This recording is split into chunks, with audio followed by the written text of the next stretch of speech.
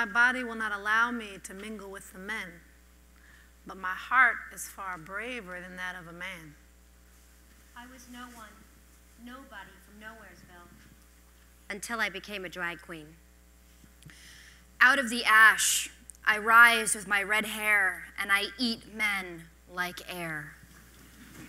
She thought of math and logic as creative and imaginative and called it poetical science. Somebody must show that the African-American race is more sinned against than sinning, and it seems to have fallen upon me to do so. With her passion for wine, swords, and bomb-making, Xu Qin was unlike most women born in late 19th century China. As a girl, she wrote poetry and studied Chinese martial heroines like Hua Mulan. Yes, that Mulan. Fantasizing about one day seeing her own name in the history books. But her ambitions ran up against China's deeply rooted patriarchal society, which held that a woman's place remained in the home.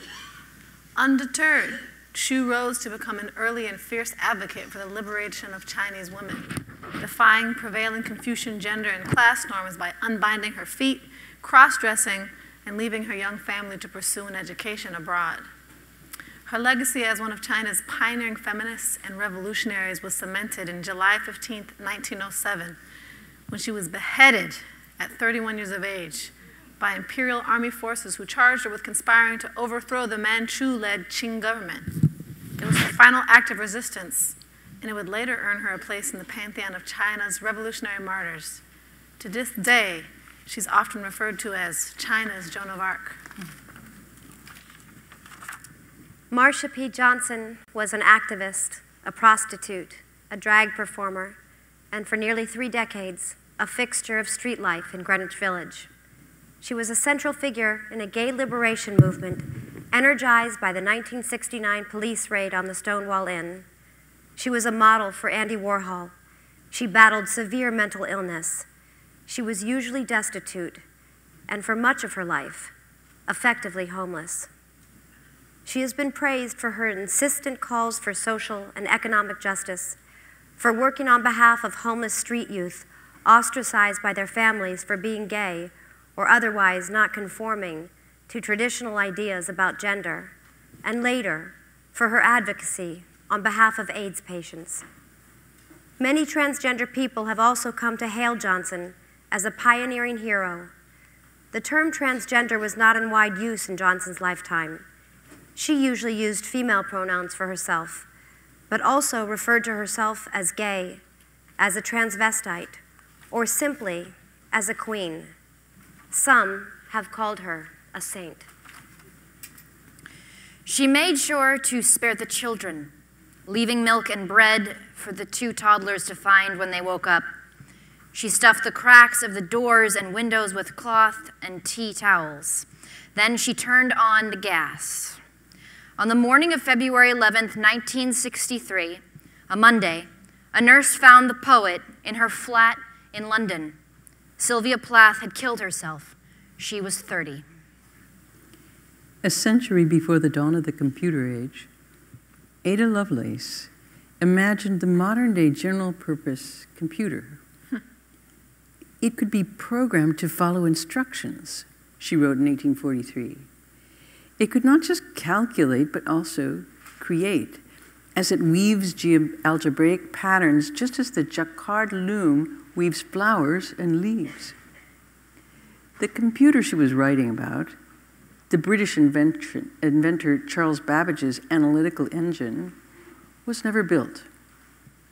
But her writings about computing have earned Lovelace, who died of uterine cancer in 1852 at 36, recognition as the first computer programmer.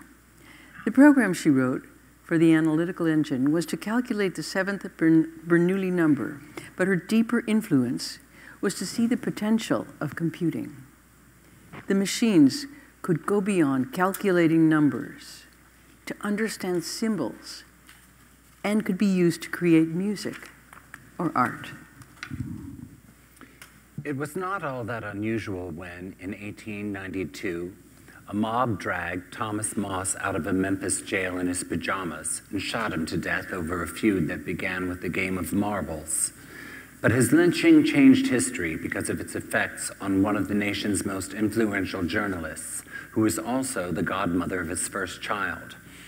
Ida B. Wells. Wells was already a 30-year-old newspaper editor living in Memphis. After Moss was killed, she set out on a reporting mission, crisscrossing the South over several months as she conducted eyewitness interviews and dug up records on dozens of similar cases. Throughout her life, Xu Qin wrote often of what she saw in China's stifling gender roles. China was an empire in distress. The Qing government was on its last legs, heaving under the weight of internal bureaucratic decay and external pressure from foreign powers. With the uncertainty of the period came opportunities for educated Chinese women like Xu. As a result, Xu soon found herself at the forefront of an emerging wave of new feminists who believed that women's rights and political revolution naturally went hand in hand. As is often the case with any historical martyr, it's difficult to disentangle the facts of Xu's life from later myth-making. Marcia Johnson was born Malcolm Michaels, Jr. on August 24, 1945, in Elizabeth, New Jersey, the fifth of 7 children in a working-class family.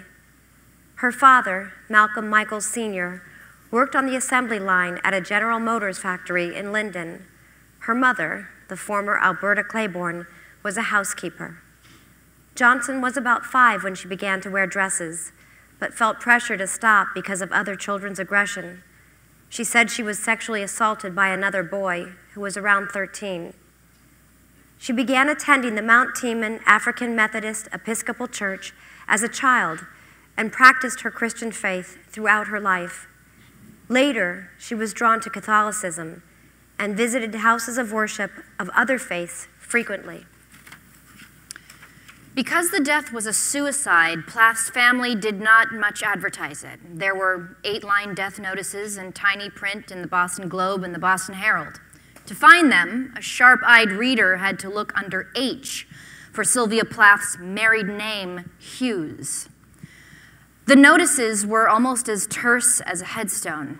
Of London, England, formerly of Wellesley, Mass., wife of Ted Hughes, mother of Frida and Nicholas, her son's given name mysteriously missing its H, daughter of Audrelia, older sister of Warren.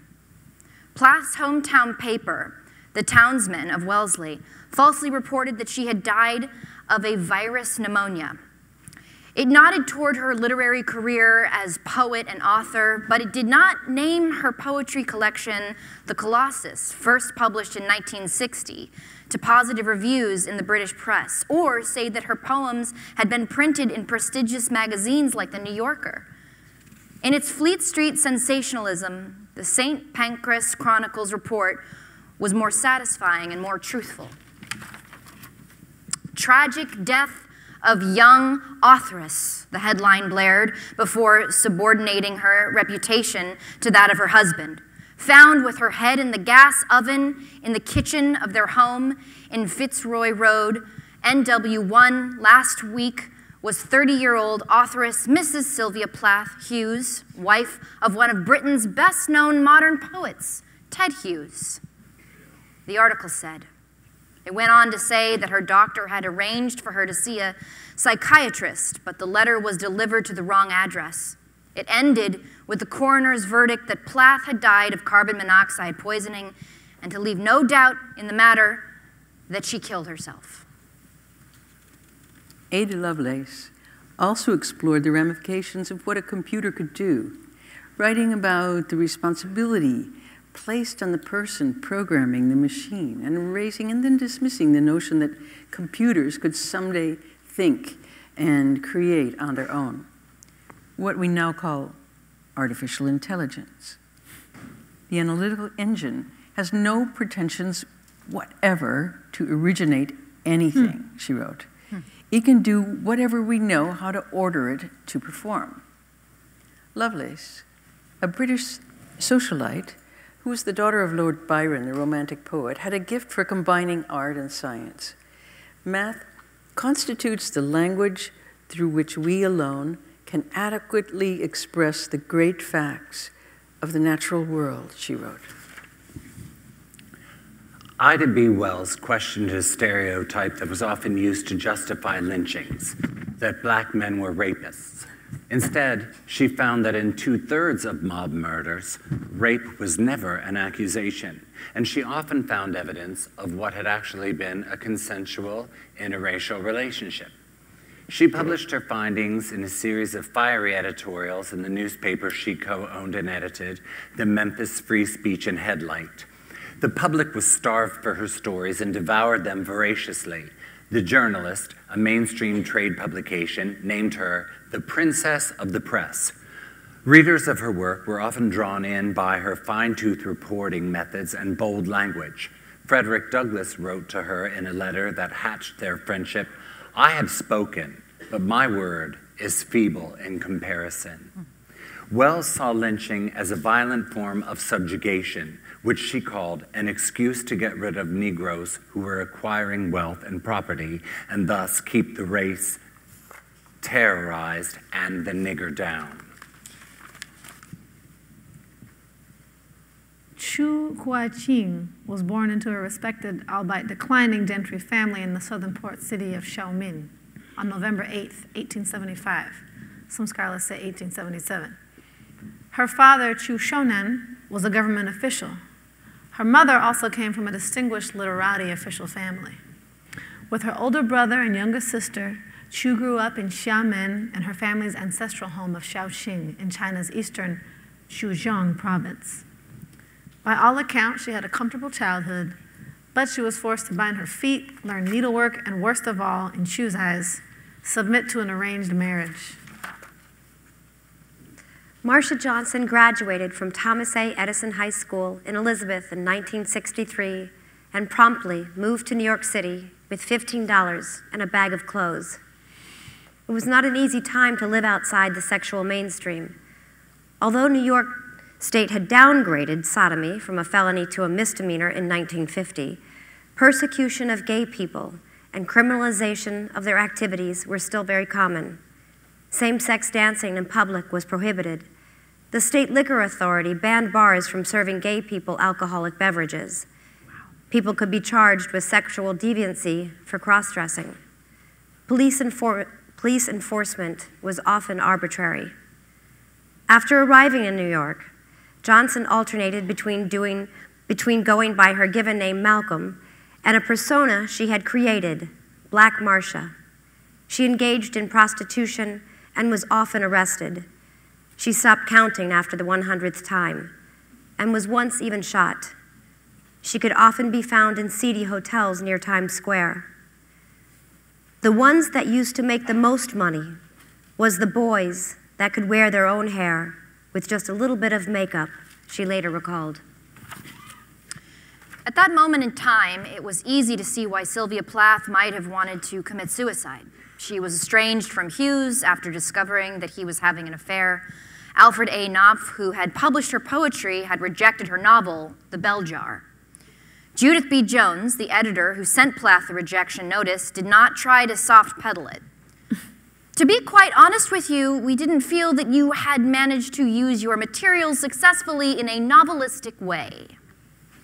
Jones said she had found the attitude expressed in the first half of The Bell Jar about the young heroine's adventures as a magazine intern in New York perfectly normal and had liked it well enough. As for the second half, Jones wrote, "I was not at all prepared as a reader to accept the extent of her illness and the suicide attempt."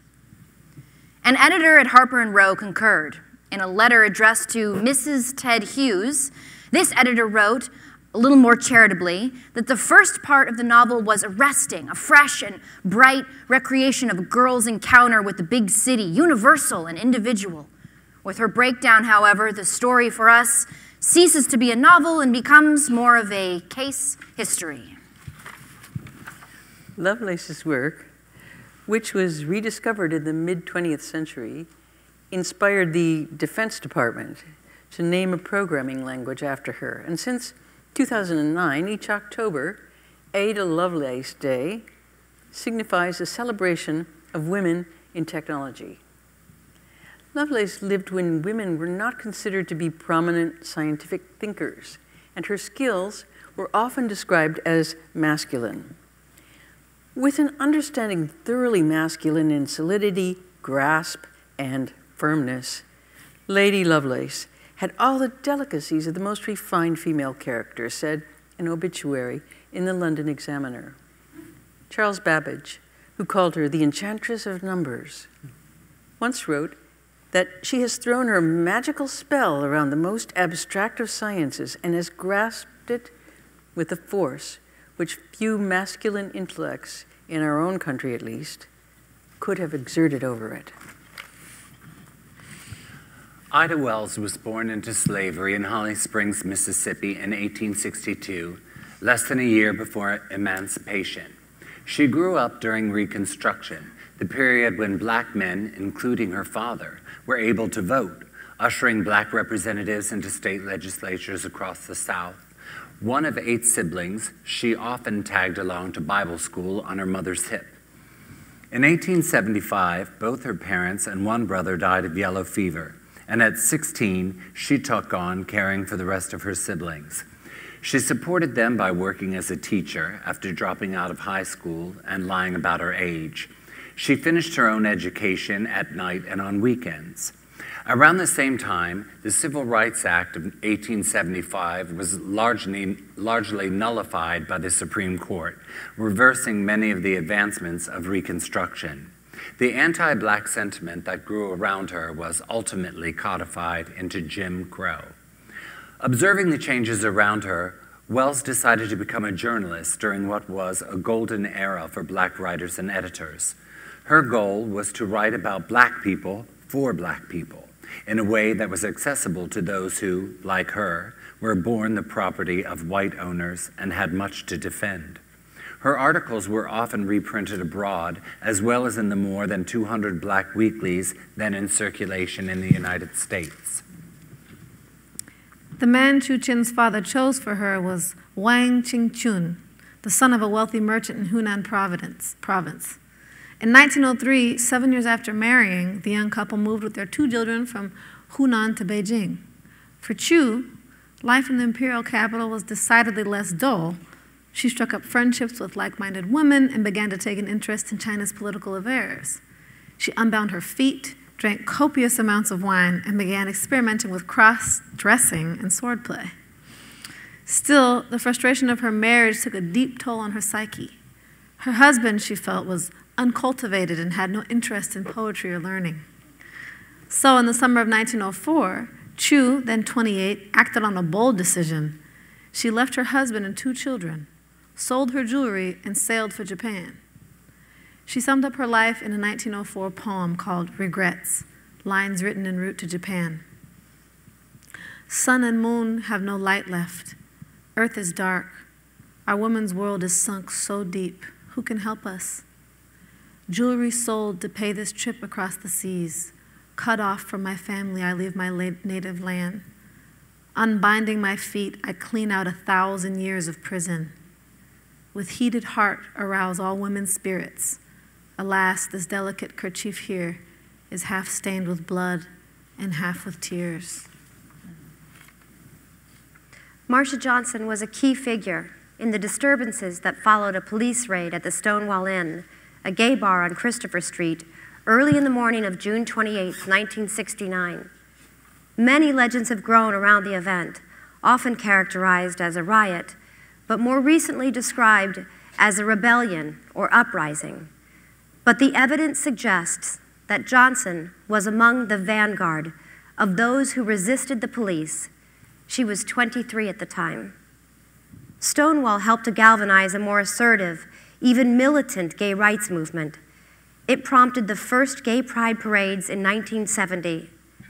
The same year, Johnson helped found Street Transvestite Action Revolutionaries, or STAR, to advocate for young transgender people and for a time house, clothe, and feed them from a tenement at 213 East 2nd Street. STAR grew out of the Gay Liberation Front, which advocated for sexual liberation and pushed to align gay rights with other social movements. Her goal, she declared in an interview for a 1972 book, was to see gay people liberated and free and to have equal rights that other people have in America. She added, in a reference to the radical politics of the time, "We believe in picking up the gun, starting a revolution if necessary." The 1970s were a time of greater visibility for Johnson. Tall and slender, she had a knack for commanding attention. Her outfits, red plastic high heels, slippers and stockings, shimmering robes and dresses, costume jewelry, bright wigs, plastic flowers, and even artificial fruit in her hair, were often assembled from scavenged or discarded materials. Among those who noticed was Warhol. He took Polaroids of Johnson and included her in Ladies and Gentlemen, a 1975 portfolio of screen prints depicting drag queens and transgender revelers at the Gilded Grape, a nightclub. Johnson was also part of a drag performance group, Hot Peaches, that began performing in 1972. She told anyone who asked, including once a judge, that her middle initial P stood for Pay It No Mind. The surname came from a Howard Johnson's restaurant where she liked to hang out. As she grappled with the rejection of editors and her husband, Sylvia Plath spent her last months writing the poems, many of which were later published in her best-known collection, Ariel, that would secure her literary reputation. The public fascination with her death has hovered over her family. One of her brother Warren's daughters, Susan Plath Winston, recalled the surprise that she and her sister would feel when their aunt's name appeared, for instance, in a snippet of The Simpsons. Your family pain being literary celebrity news is a bizarre place to be, said Winston. Worse was when Plath's son, Nicholas, a fisheries biologist in Alaska, hanged himself in 2009 at age 47. Because of who his mother was, his death received front-page treatment. Augusta Ada Byron was born on December 10, 1815 in London to Lord Byron and Annabel Milbank. Her parents separated when she was an infant, and her father died when she was 8. Her mother, whom Lord Byron called the Princess of Parallelograms, and after their falling out, a mathematical Medea, was a social reformer from a wealthy family who had a deep interest in mathematics. Lovelace showed a passion for math and mechanics from a young age, encouraged by her mother. Because of her class, she had access to private tutors and to intellectuals in British scientific and literary society. She was insatiably curious and surrounded herself with big thinkers of the day, including Mary Somerville, a scientist and writer. It was Somerville who introduced Lovelace to Babbage when she was 17. He showed her a 2-foot-high brass mechanical calculator he'd built, and it gripped her imagination. They began a correspondence about math and science that lasted almost 2 decades. She also met her husband, William King, through Somerville. They married in 1835 when she was 19. He soon became an earl, and she became the Countess of Lovelace. By 1839, she had given birth to 2 sons and a daughter. Whenever possible, Ida Wells named the victims of racist violence and told their stories. In her journals, she lamented that subjects would have otherwise been forgotten by all save the night wind, no memorial service to bemoan their sad and horrible fate. Wells also organized economic boycotts long before the tactic was popularized by other, mostly male civil rights activists who are often credited with its first success. In 1883, she was forced off a train car reserved for white women. She sued the railroad and lost on appeal before the Tennessee Supreme Court, after which she urged African Americans to avoid the trains and later to leave the South entirely. She also traveled to Britain to rally her cause, encouraging the British to stop purchasing American cotton and angering many white Southern business owners. In Tokyo, Chu enrolled in Shimoda Utaku's women's practical school, shortening her name to Chu Jin. But she focused most of her energy outside the classroom, connecting with other reform-minded Chinese students similarly keen on fomenting revolution back home. She joined influential anti-Manchu secret societies, including the Restoration Society and Sun Yat-sen's Revolutionary Alliance. She came back to China in 1906 with a militant determination to advance women's causes and topple the Qing government. She started the short-lived Chinese Women's Journal, which, unlike most feminist magazines at the time, used vernacular language to appeal to a broader audience on topics like the cruelty of foot binding and arranged marriages. She also learned how to make bombs. By 1907, Chu was running the Datong School, a front for a group that recruited and trained young revolutionaries, in Shaoxing, when she learned that Xu Qilin, who was her friend and the school's founder, had been executed for assassinating his Manchu superior. Life was never easy for Marcia Johnson. She had the first in what she said was a series of breakdowns in 1970 and was in and out of psychiatric institutions after that. She said, "I may be crazy, but that don't make me wrong." She was generally known for her warmth and charisma, but she could also get into physical scraps and be frightening to others. She would wander, start off talking about one thing and end up miles away. People would say that drugs had ruined her mind and that she was a permanent space cadet. The historian and author Martin Duberman wrote in Stonewall, adding that Johnson's mind had concentrated wonderfully when she was organizing STAR. In 1980, a pivotal year for Johnson, she was invited to ride in the lead car of New York's annual Gay Pride Parade and began living at the home of a close friend, the gay activist Randy Wicker in Hoboken, New Jersey. She cared for Wicker's lover, David Combs, before he died of AIDS in 1990. Grieving for friends, she could sometimes be found prostrate before a statue of the Virgin Mary at the Catholic community of Saints Peter and Paul in Hoboken.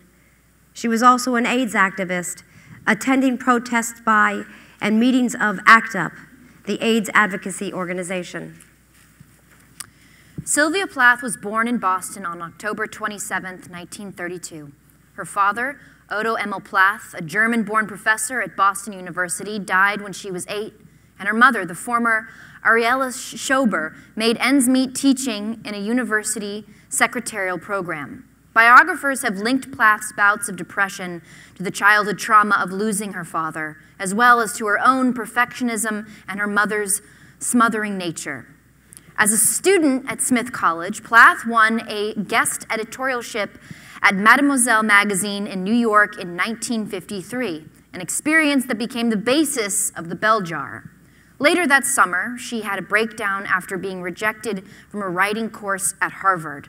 She received shock treatment and then swallowed most of a bottle of sleeping pills. She met Hughes, a future British poet laureate, at a party in 1956 while studying at Cambridge University on a Fulbright grant. They married within 4 months, a romantic union that was also a literary partnership. It was after their separation in fall of 1962 that Plath, jealous, feverish, addicted to sleeping pills and writing at dawn while her children slept, produced poems like Lady Lazarus and Daddy that helped make Ariel an exemplar of confessional poetry. She was determined not to let her family life slow her work.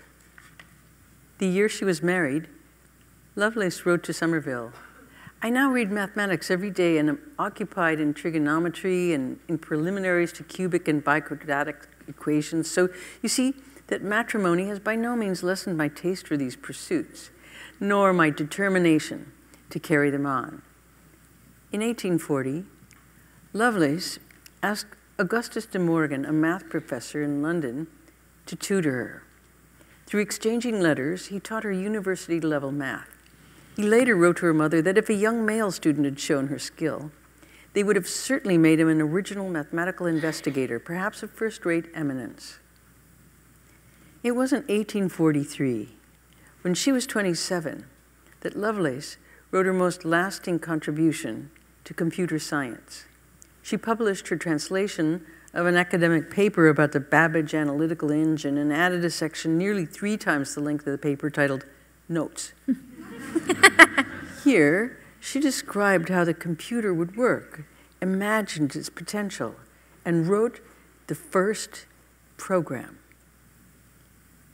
Researchers have come to see it as an extraordinary document, said Ursula Martin, a computer scientist at the University of Oxford who has studied Lovelace's work and life. She's talking about the abstract principles of computation, how you could program it, and big ideas like maybe it could compose music, maybe it could think. She didn't suffer fools, and she saw fools everywhere, Troy Duster, her grandson, said.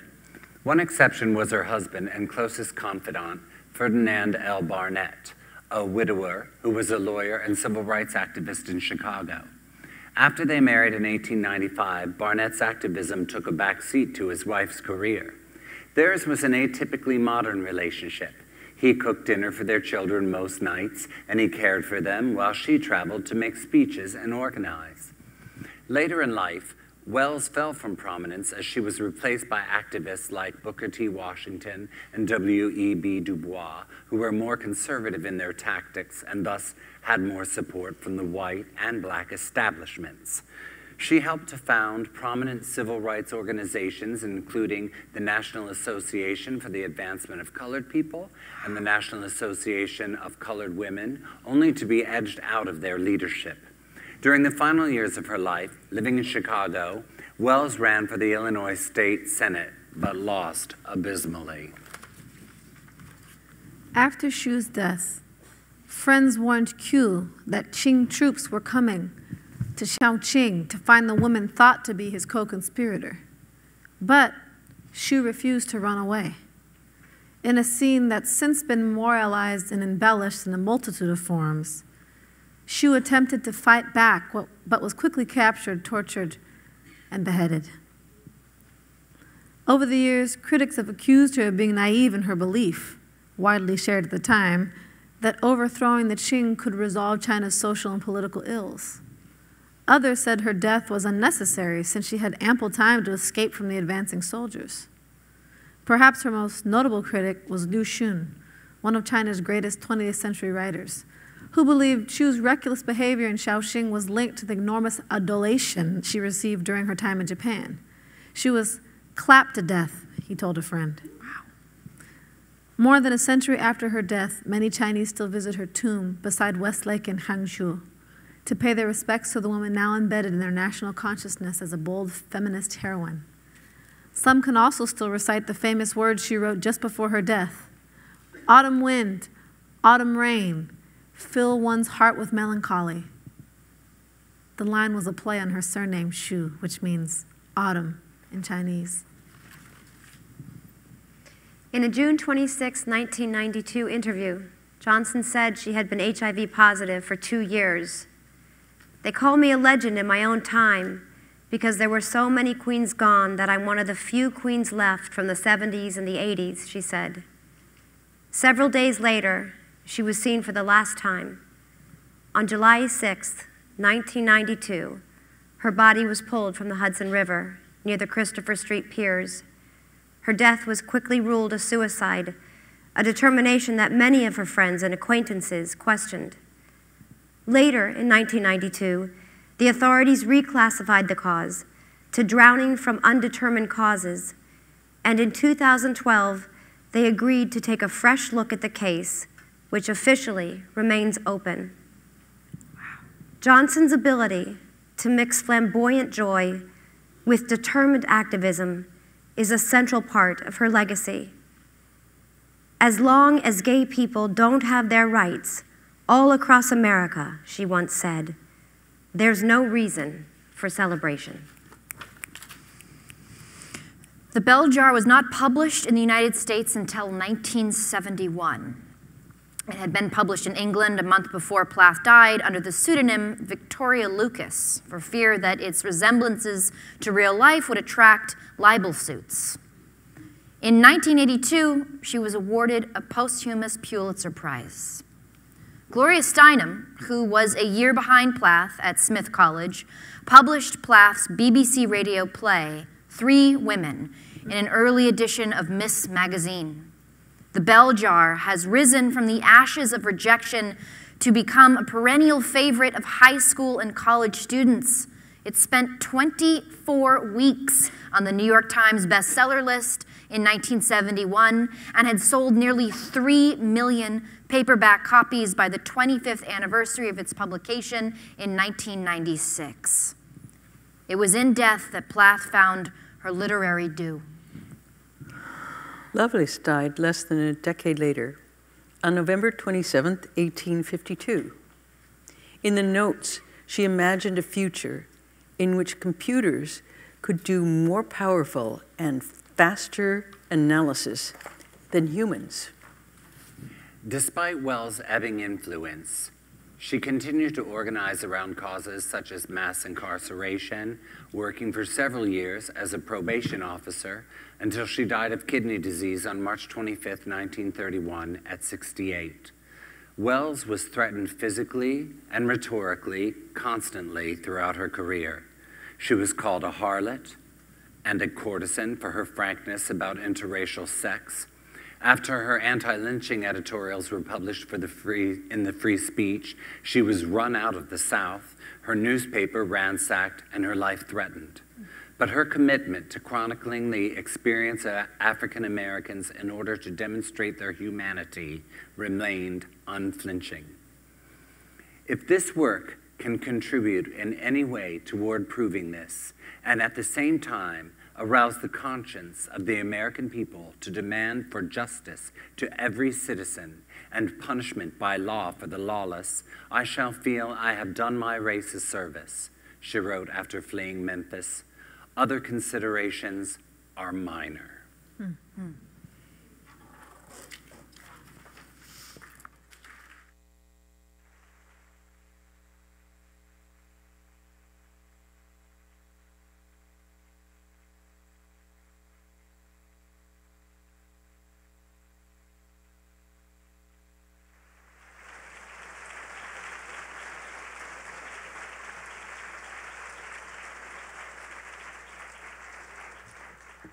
Thank you to all our participants tonight. What a tremendous evening and what a breathtaking event. I'm Mary Watson, Executive Dean at the New School, and the New School has been delighted to host this event, which is our 48th event since 2003 in partnership with the New York Times. Tonight's event was presented by the New York Times Subscriber Event Series. These subscriber events strive to provide a window into the newsroom and into the stories behind the stories, and we certainly saw that tonight. Tonight's event provided us new insights into the obituary desk through this wonderful new initiative called Overlooked. Here at the New School, in the last 100 years, we have also championed women's rights since our inception. Our collaborations with the New York Times reflect the New School's commitment to addressing the cultural and social issues and supporting individual expression in the performing arts.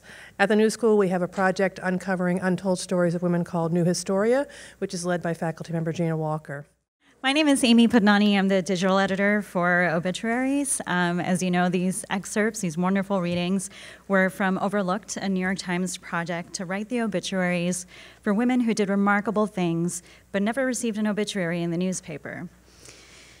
When I joined the obituaries desk about a year ago, I noticed a pattern in some of our reader feedback. They wanted to know, why don't you have more women and people of color in your obituary pages? As it turned out, I learned only about 20% of our obituaries were about women. This was in early 2017, when the national debate on race was reaching a boil, and the discussion on gender inequality was taking hold. All of these people were coming out of the shadows, telling stories of injustices they faced. And I wondered, as a woman of color and as an editor at the New York Times, what could I do to help advance the conversation? So this thought was in the back of my mind one day when I was researching an obituary for a woman in the tennis world.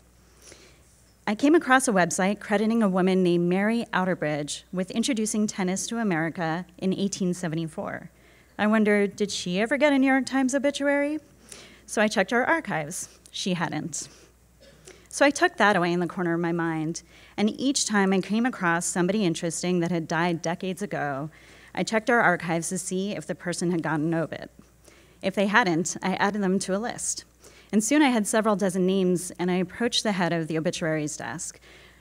We decided to extend our search all the way back to 1851, when the New York Times began publishing, and we found some surprising names. The brilliant photographer Diane Arbus, the poet Sylvia Plath, Nella Larson, the literary star of the Harlem Renaissance. We decided maybe now is the time to tell their stories. And so that is Overlooked. The project was launched on March 8th with obits for 15 amazing women, and we're adding new obits to it every week. This series has no end date. There are hundreds of people we can include, and best of all, it's helped to continue the conversation, not just in how we can cover marginalized groups of people in the past, but on what we can do moving forward to make sure our obituaries are more diverse. So I'm really thankful for the interest of every single person in this room for helping to bring this project to life. And now I'd like to introduce someone who's been a mentor to me, an inspiration, and a driving force in making Overlooked a reality, the director of Global for the New York Times, Jody Verdoren.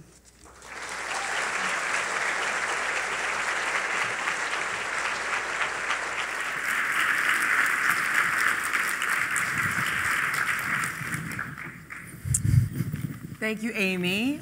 You've been an inspiration for all of us as well, and I really appreciate that. I'm so thrilled to be here with three of the journalists that made this project possible.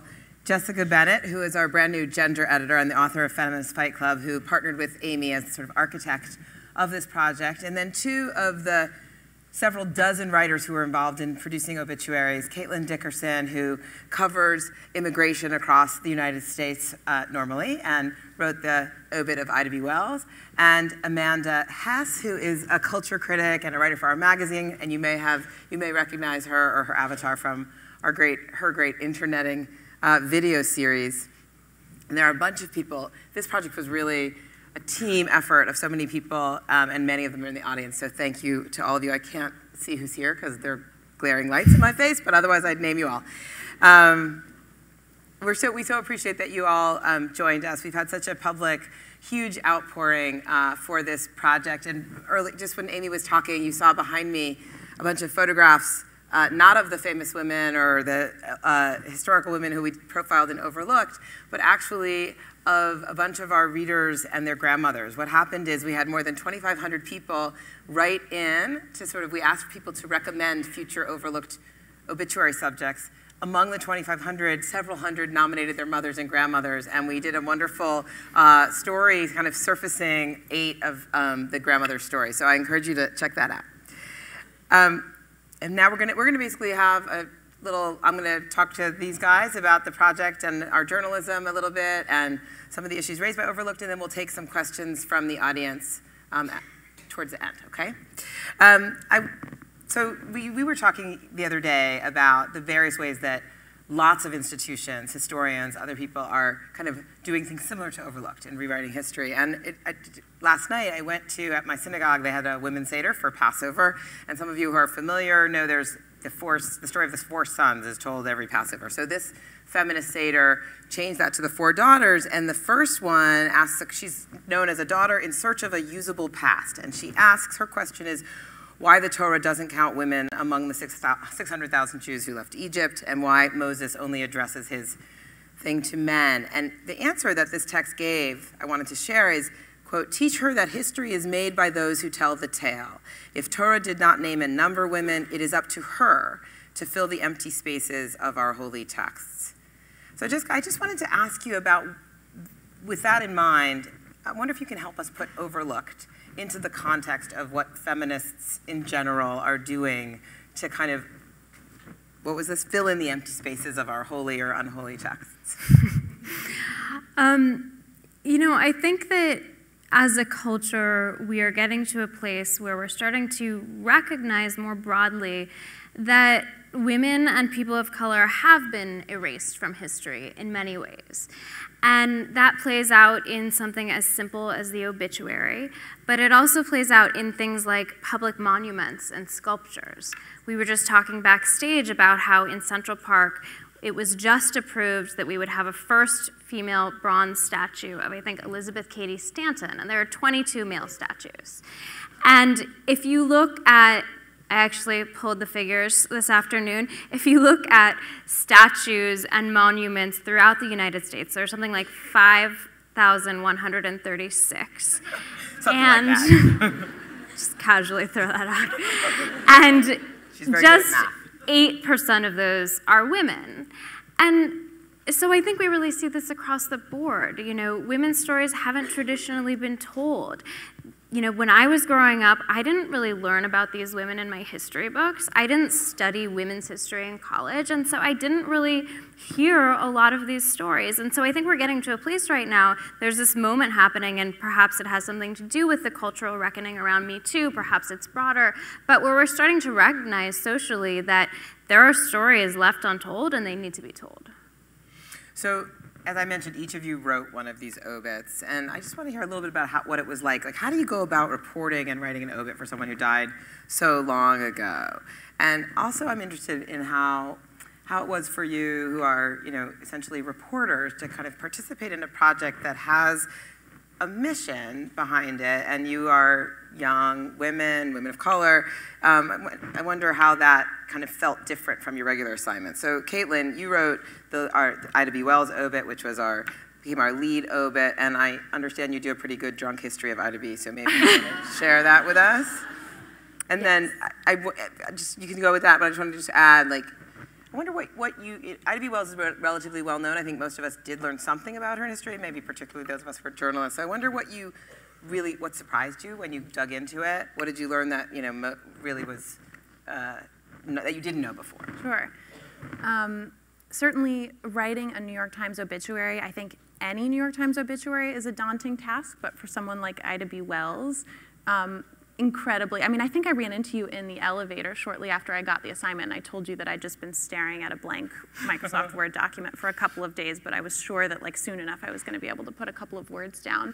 So, you know, the gravity of the assignment, I felt that all the way through, and I got really into the reporting. Like you said, I got really good at my drunk history of Ida B. Wells because I was reading about her voraciously, and then I couldn't stop talking about her, including at cocktail parties.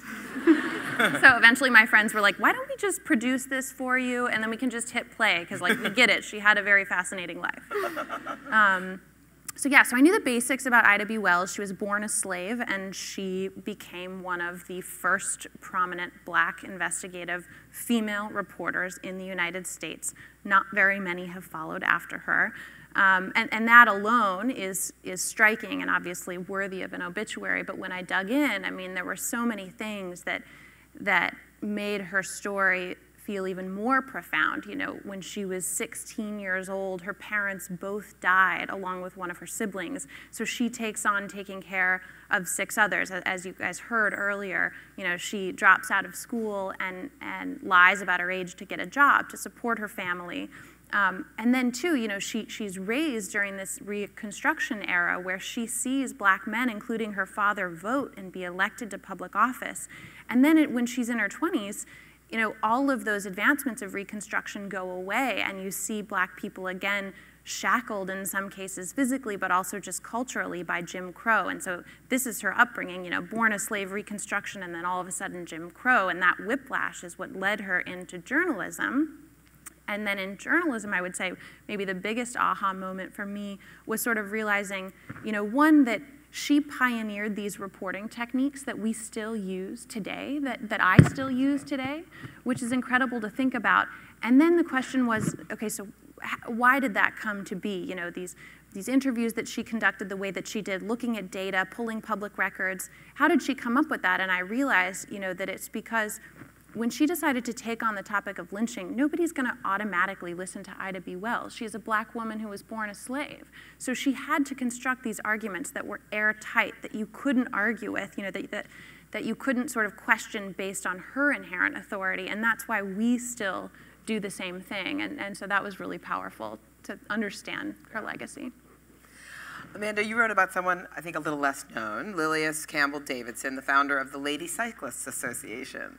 And she died in 1934. And, you know, it's interesting because maybe getting women onto bicycles doesn't seem like such a big deal, but one of the things you wrote about was how it was like this huge breakthrough in mobility, and not like upward mobility through some glass ceiling, but literally moving around. And also, you know, you talked about how this dovetailed with what was known as the rational dress movement, which I had not heard of, and that was like some of the first times women started to wear bloomers instead of petticoats and all this. But we were talking yesterday about how, you know, this was not like some radical feminist. She was very much a moderate force. She discouraged women from racing and wrote in her handbook that a woman's nervous system suffers 100 times more than a man's from this excitement, and that cycling would help housewives return to their chores refreshed. So I wonder, also, I love the fact that she thought that women should learn everything about how to fix a bike, but not talk about it too much in public conversation. Anyway, I'm wondering why you picked her, and like, what do you make of her? I mean, I was initially drawn to her because I like to ride a bicycle. And then when I sort of learned more about her, I found her very interesting because in a lot of ways, like, she sucks. So she wasn't just this uncomplicatedly, like, wonderful woman. She was like a problematic fave, as we might say today. And I thought that was something that was really human. You know, she had like found this new freedom, and I think she was afraid that it was going to get taken away from her. And so a lot of her argumentation was like, it wasn't like bring down the patriarchy. It's like keep the patriarchy. Just let me have my bike. And I just found her really interesting. I love thinking about how these women might have been if they were born at a different time, which is also what I think about my mother all the time. Like and I think it's an interesting question. Like, was she? She's moderating, and if she was living in a time when everyone knew we could bike, what would have happened? I mean, right. Who will know? Skateboarding. I don't know. Jessica, you profiled Emily Warren Roebling, who finished building the Brooklyn Bridge after her husband died, which is kind of a classic situation of the woman behind the man. And I wonder what appealed to you about her story or made that seem really important. Yeah, so her husband didn't actually die, but he was stricken with the bends, which, is that what the Radiohead album is named after, do you think? Okay, so anyhow, the bends is a decompression sickness, and at the time they didn't know what it was. And so he was essentially bedridden and was sort of blind and couldn't really hear and was deaf and sometimes mute. And so he would lay in his bed in Brooklyn Heights and occasionally be able to get to the window where he had binoculars and he could actually see the construction of the Brooklyn Bridge from his home. And Emily Warren Roebling, meanwhile, in her petticoat, not common to see a petticoat in the 1890s on a construction site, was going back and forth, working with all of these laborers, basically translating her husband's vision and doing all of this negotiation. This was a 14-year process to get this built. It cost millions of dollars. There was all sorts of city corruption involved, and she was the negotiator. And so to me, she was fascinating because I've always had an interest in women who accomplished things during their era but didn't get credit for it. And so her husband had a number of biographies written about him. Her husband's father, her father-in-law, he in fact died. And he had been the initial chief engineer of the Brooklyn Bridge, but then he got his foot stuck in a boat, like the rudder of a boat, and refused to treat it, and so he decided to pour hot water on it and got tetanus and died. Oops. I know. So essentially she took over, but there are so many stories like this. You know, Martha Costin was another one on our list. She invented the signal flare, and the patent for this signal flare, which essentially revolutionized communication, is in her husband, who had been dead for 10 years, name. And then later on, they gave her the patent. You know, the inventor of Monopoly, actually a woman, though a man got credit. And so to me, Emily Warren Roebling actually represented this type of woman who at that time did really accomplish incredible things. And she wasn't just the woman behind the man, she was doing the action, and yet she didn't really get credit for it. Though, I will say that if you walk across the Brooklyn Bridge now, on the Manhattan side, there is now a plaque that is dedicated to Emily, the father-in-law, and the husband, and it says, quote, behind every great man is the undying devotion of a woman. So I don't really know how I should feel about that. Like, at least she got something, but I'll let you all make your own judgment. And she's the only one who kept her health. Yeah, that's true. Amanda, before you ever came to work at the New York Times, way back in 2014, you wrote a piece for Slate slamming the New York Times for its lack of gender diversity. The best way to get a job at the New York Times. And you wrote in that piece, I wouldn't be surprised if all newspapers burn up in an apocalyptic hellfire or post-gender robots assume control of our society before we see gender parity in obituary pages. Is that what I wrote? What did she say? Is that what I wrote? I appreciate getting hired. I'm sure some editor messed up with that. But anyway, and you know, you're not alone. Our own public editor last year wrote about this problem, and just a couple of weeks ago, The Intercept wrote a story counting up gender, women and men in obits, and you know, was very critical of our coverage. I wonder why you think obits are the object of so much scrutiny. I mean, are obits really so important? Why obits? I mean, I think part of it is that there is this ease in counting. Like, if you go to the Times site, you can see the list of names, and it's like masculine name, feminine name, masculine name, masculine name, masculine name, masculine name. And so there is this, you know, speaking to your point, there is this concrete sort of a number that you can get. Whereas if you're looking at other types of coverage, you have to decide, like, who is this story really about? There are many people in it. And also, an obit just feels, I mean, it is a final judgment on somebody's life and whether it's interesting and worthwhile. So I think, you know, obits sort of serve as a kind of extreme example or a microcosm of other problems in journalism, and they become this crystal through which we can sort of see and attack that problem. Jessica, do you think there are other parts of the New York Times or of other publications or institutions that need this kind of a redress or a reboot? Where do you start with something like that as the New York Times gender editor? Well, as my boss asking me that. No, so I get asked a lot, what is a gender editor? Usually by people on Twitter who are very angry. And my response is, it's a regular editor, but angrier. And no, you know, I think like Amanda said, obits are a really easy place to count. You know, we've been having this conversation around one of our columns in the business section, Corner Office, which essentially takes the idea that the corner office is a CEO and we interview those people. Well, do people really aim for corner offices anymore? Like, the entire workplace structure is changing. But that's a very easy place to look and see, like, male face, male face, male face, male face, female face. And the new writer of that section has made a real commitment to achieving gender parity. So I think certainly we could do better in a lot of places. My job is interesting in that I think about how we can look structurally at what we're doing internally, thinking about not so concrete things like names or subjects, but like visual identity and who is at the forefront of our imagery and our foreign correspondence, and subjects, who is the narrative lead in a story. Bylines, of course, but also sources, thinking about who we're interviewing. You know, if this is a story about foreign policy, and again and again and again, we're interviewing male foreign policy experts, what message does that send to our readership? But it's also about thinking about new ways that we can cover gender, gender identity, sexuality, women, masculinity, and incorporating all of these things into the broader report. But I think it's, you know, it's interesting to this was introduced by Amy, who is a young woman of color, in the obituaries section. And I think that it's impossible to talk about coverage without also talking about who creates the coverage. And so to have young women and people of color involved in that decision-making process is so important. Yeah, I was actually just going to, I mean, we should say that the new writer of the Corner Office is a man who's decided to make gender parity a priority. So yay, David. But it isn't lost on me that we have, you know, 3 younger women on this stage and 4, including Amy, who were key players in this project. And honestly, it was really cool throughout this project.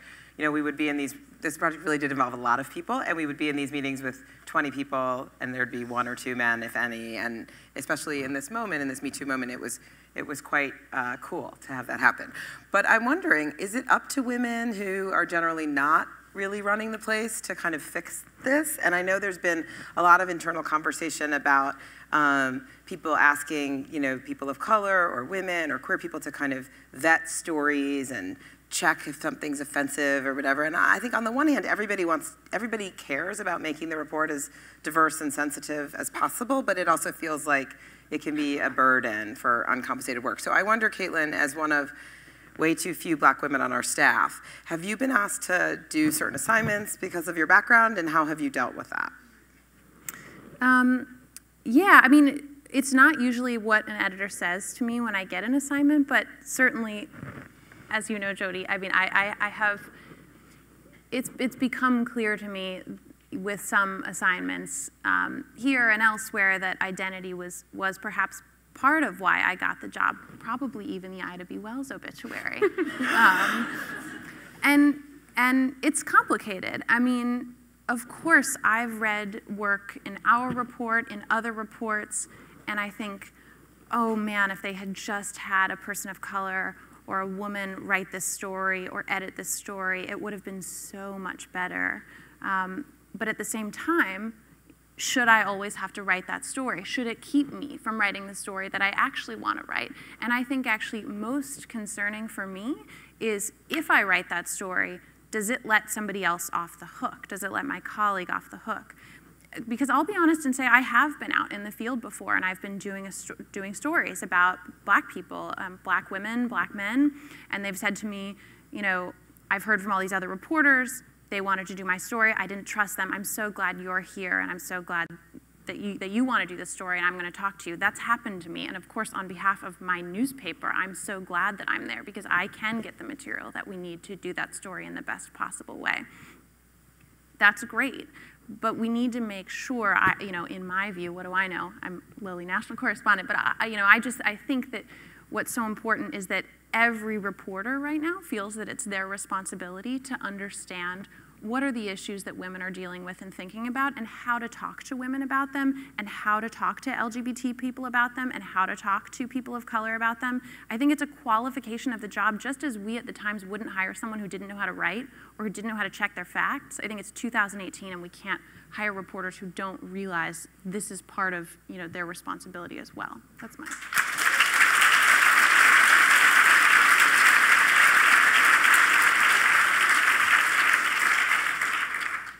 So one of the things Jessica mentioned was sourcing, which I think is a perennial point of discussion about how do we diversify sources and get more women's voices, people of color, to be quoted not only in stories about women and people of color, but really broadly across the report. And recently, Ed Young of The Atlantic and Amanda Taub and Max Fisher, who write the Interpreter column for us, both wrote pieces about their own attempts to kind of track their sources and achieve either gender parity or some kind of numerical improvement in their sourcing.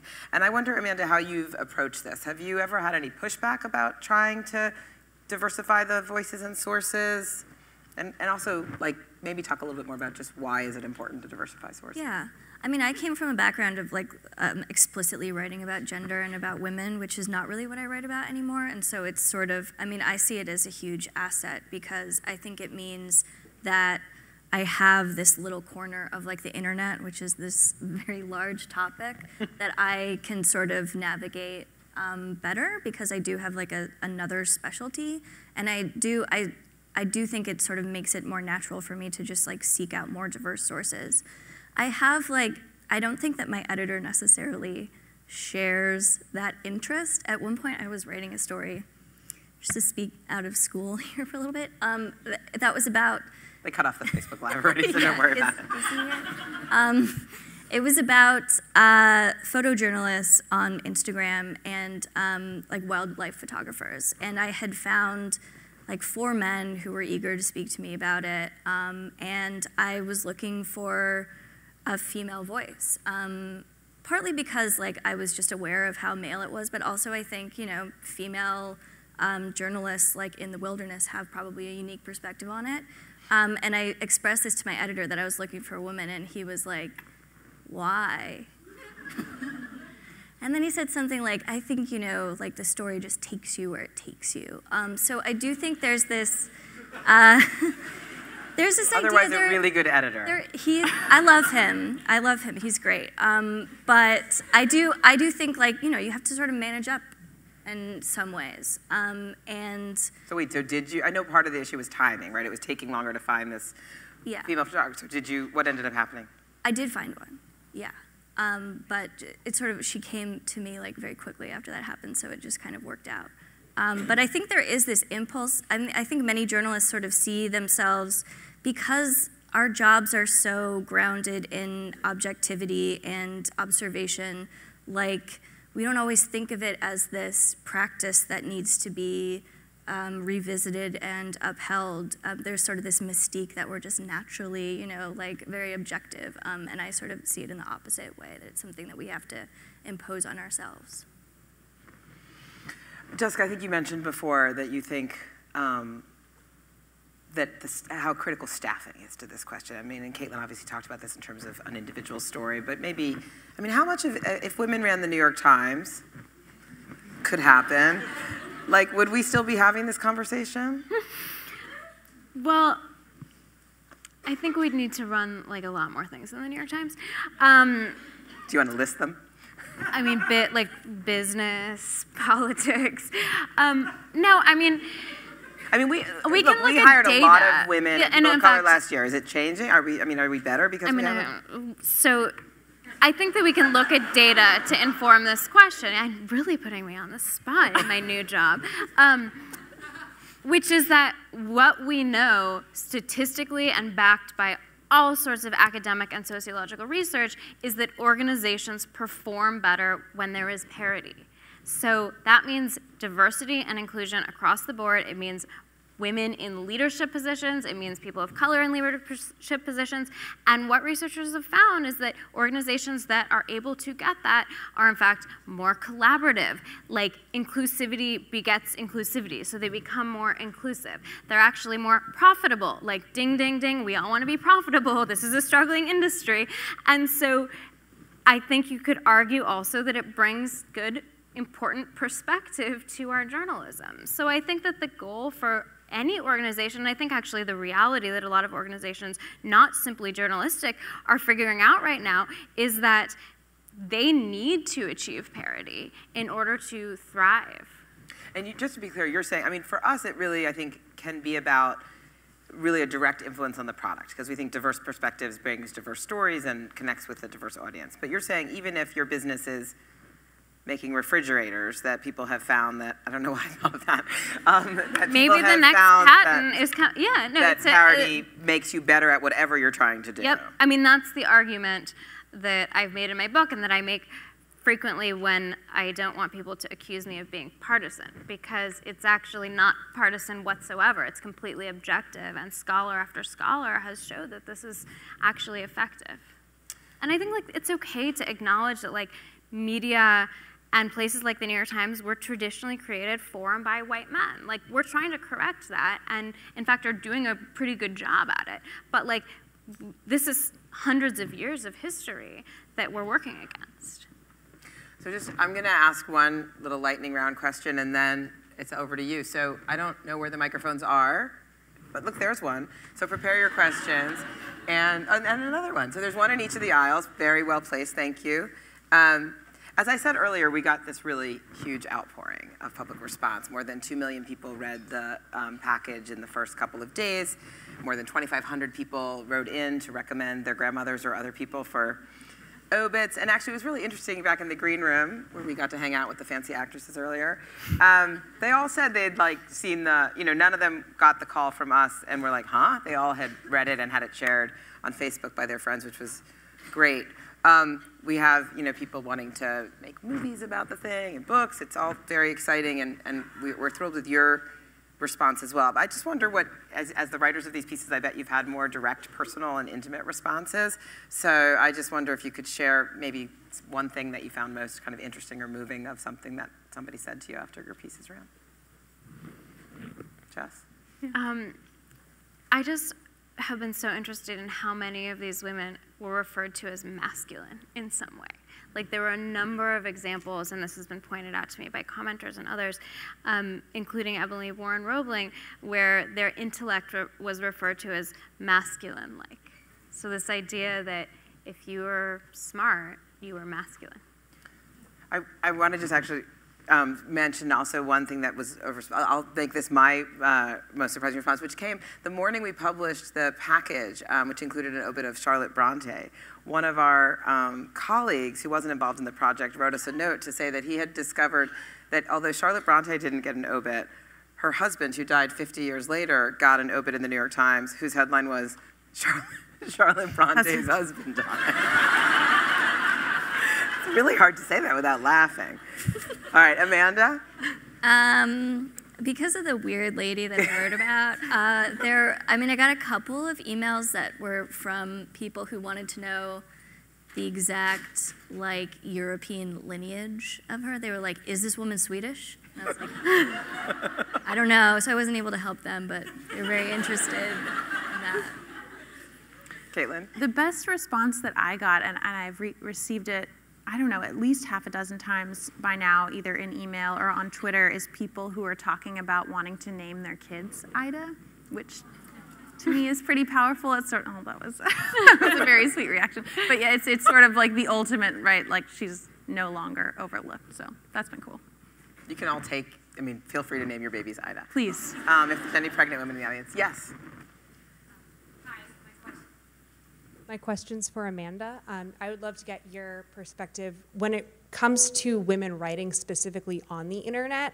I think we've seen in the past few years a great uptick in female writers on the internet, but it seems very much in this lifestyle and fashion content that seems to be this, the main sphere that women writers are dominating. Do you think in any sense that could be reinforcing gender stereotypes in what women are allowed to write about, or do you find the opposite?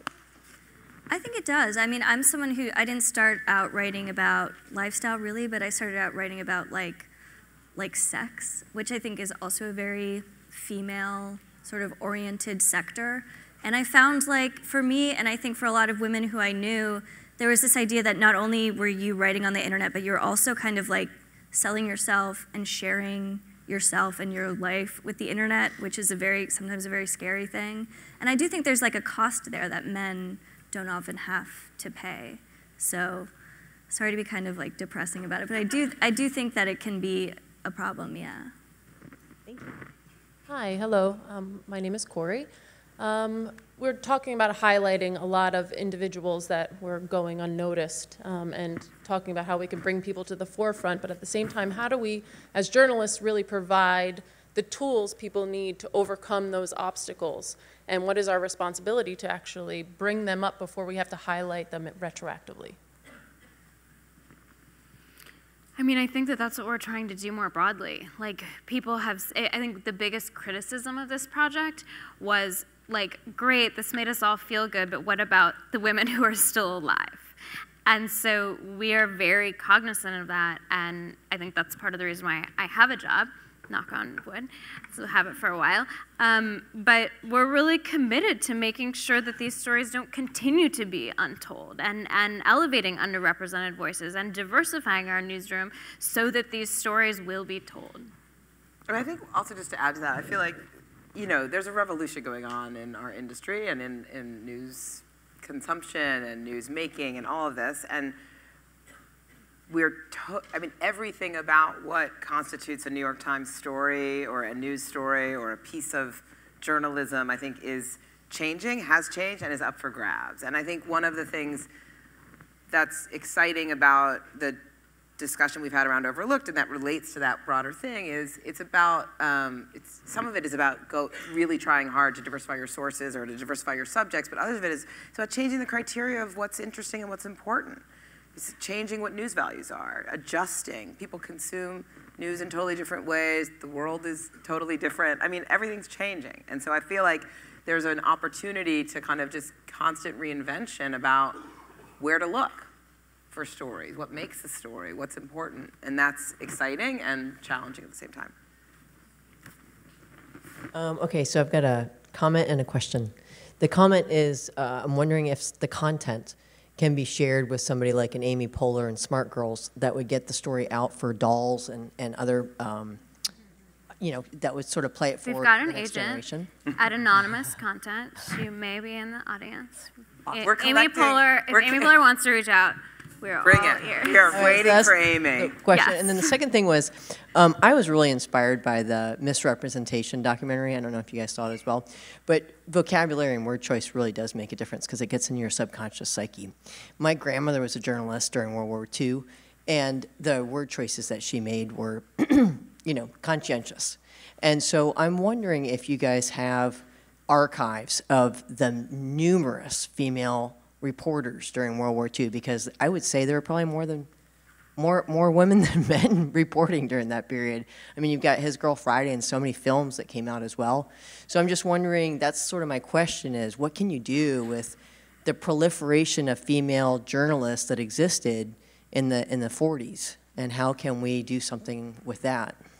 Sounds like a good project. It sounds like something we should look into. We have a vast archive that's really incredible, both photographically and in terms of print stories. And I think you're absolutely right in terms of language. Like, one of the most interesting things as we were researching this was not just to see who was absent in the obituaries, but to see those who had obituaries and how they were referenced. So like Frida Kahlo, who died in 1953, referred to in the first line as, quote, wife of Diego Rivera, and then in the next paragraph as a painter in her own right. Susan B. Anthony was noted to have a pleasant-looking figure and face, I think it was.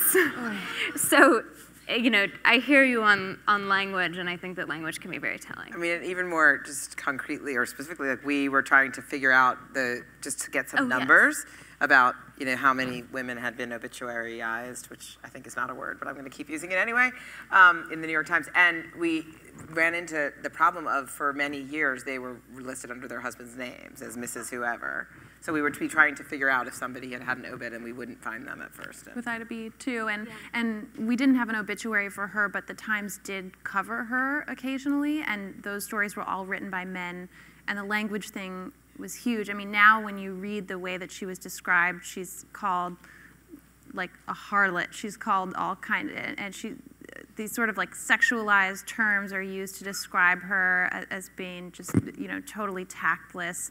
And there are so many ways to make mistakes like that.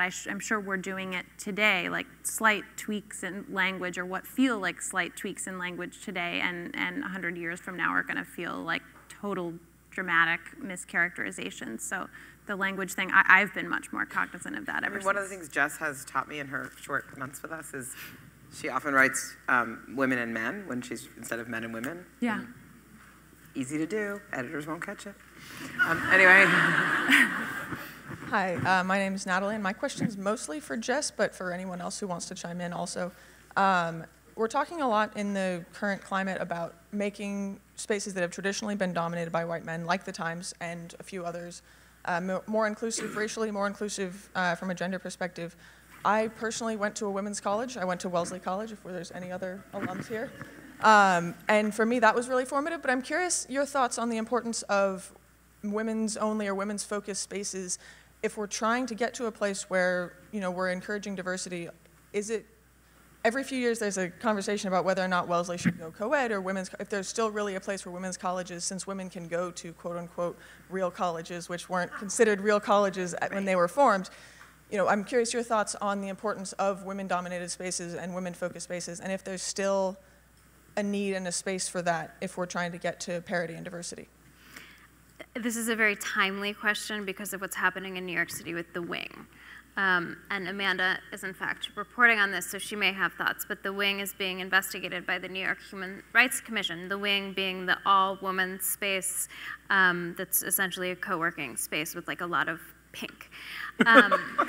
And it smells amazing. It's like the nicest bathroom I've ever been in, but it's branded as anyone who identifies as a woman, and that's not allowed, and so they're actually being investigated. And I think in recent years we've seen the rise of a lot of these women's networking groups for women in business. Like basically you name a subset of people, and there's one for just women. And I think to some extent the argument is like, the boys club has existed forever. We're building a girls club, and the idea is we're going to support each other, and we're going to send each other business, and we're going to talk about our salaries and all of these things. But I think it's tricky.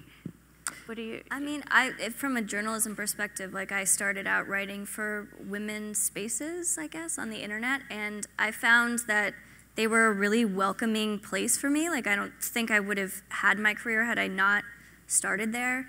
But at a certain point, I sort of felt also that they were limiting. There's this like pink ghetto effect where I was like, in order to move to the next stage of my career, like I wanted to prove myself outside of those spaces. But I know there are women who like to, I mean, I kind of think they can coexist. Like, yeah, it's one thing if you're, like my book has this asterisk on the front that says it's 21% more expensive for men because that was the wage gap at the time, and like it's not really, because I was told by the lawyers that that is illegal and you can't do that. So like legal standpoint aside, like spaces for women traditionally I think can coexist with integrated spaces. I mean, and your original Feminist Fight Club was a group of women that met, right? Yeah, and it was an important part of nurturing you, and yeah. Right? Caitlin, have you been involved in any women's only spaces or schools or? I don't think I ever have,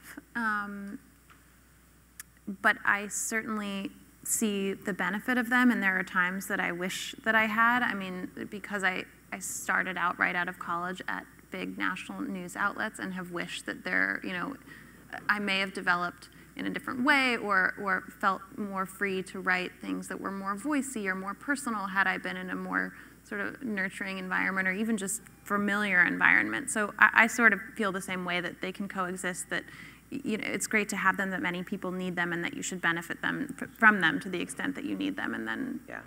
What about the old girls club at the time? I don't know. We have a sort of women's group at the Times. And we have a women's network at the Times, and there was actually just a question raised about how people feel in that room when men attend the events, male allies. And I know this plays out also, I think, I have boy-girl twins, so this plays out for me in a really weird way. Like I went, as I said last night, to this women's theater with my daughter. And I've been to mother-daughter weekend at camp. There was a father-son weekend, which raises also issues about same-sex couples and who's supposed to go with who and all. And I know there's like, I saw a flyer in my gym this morning that said, daddy-daughter dance or any child and guardian dance or something. Okay. Anyway. Everything's problematic. My name is Zoe. I think it's really great that there are so many young women coming into the Times. But the Times and a lot of other organizations continue to be dominated by white men in positions of power. And it's one thing to train the new incoming people and to choose a diverse range of new hires, but what are you going to do, and what should other organizations do to deal with the continued gender disparity and other disparity at the top level? Jody Redoran just joined the masthead of the New York Times. That is like insider speak for like the very top tier of people. I mean, I have to say I was very impressed coming in from the outside. That there are more women than you thought. At the representation in leadership. Yeah, I mean, I think the New York Times we actually just today published some, diversity data on our staffing and also our leadership staffing publicly. We're one of very few companies that are doing this. It's the first time we've ever done it. We're going to be doing it annually. I'm sorry, I don't really know where you can look this up, but I assume Google will help you with that. And the numbers are, I think, like you can be proud of the numbers. I think that, the story of, I don't know if you're a journalist or not, but the way journalism organizations work are complicated and nuanced, and titles mean some things, but there's a lot of other ways that power, plays out. And I think, the reality is we have a pipeline problem. One of the things that's great about working at the New York Times is you can have an awesome career writing for the New York Times and have a bunch of different assignments and beats. I mean, I covered education. I was the bureau chief in Chicago. I covered a presidential election. I was the bureau chief in Jerusalem, and there were probably, there are many, many more interesting writing jobs one could have that wouldn't involve necessarily rising up in a leadership position or management position. And doing the management and leadership jobs are like often not as attractive in a lot of ways, and they're a bit, there are many things that are great about them, but you instead of gallivanting around the world, you get to sit in a lot of meetings, which some people like. And anyway, I think one of the problems that we have with women in particular, in a pipeline way, is that a lot of women, like especially women with kids, just don't want any part of it. They're just like, I can have a great career here at the New York Times without kind of playing that game or getting into that, and it's really hard to balance work and family. And I think a lot of people, are making choices to kind of track themselves out of those hardcore leadership jobs because it's better for them. And I think we have to figure out a very complicated set of things to make that, it's not just about the New York Times, it's about how society works, I guess. But it's also intertwined, our roles are not dealing with staffing, like that's not what we do. I sort of like hesitate on becoming like the de facto, like I have a gender problem with the New York Times, let's go to the gender editor, because my job is to deal with the journalism. But we have a parental leave policy that is equal for women and men that was just implemented about a year ago. And it was implemented about a year ago because a couple of women within the New York Times took it upon themselves to make the case with data in a PowerPoint presentation about why this would make the company more effective. And it was really incredible. And I think that things like that are so important. And also because we have a woman who, I forget exactly what her title was then, but is now the chief operating officer who heard that presentation and made it happen. So she's high up in the leadership. And so pipeline problem, thinking about work-life balance or whatever you want to call it, because there is no balance, and family, these are not women's issues, they are family issues. And so the more we can think about them that way, I think the better off we are. Okay, so I think we've got 2 more people. We're a little over, but we're going to take you because we want to hear your questions. Hi, my name is Siri Chilakori. I'm a second-year student here and a reporter at the New School Free Press. Oh, great. And I wanted to ask a question about sourcing in terms of sourcing for females and for men and for people who identify as non-binary. What do you think would help in terms of women are getting asked a lot about sexual assault, but men are not getting asked those same questions? And is it wrong to make women do the emotional work when their male counterparts, for example, at the Oscars, aren't being asked those same questions? Good question.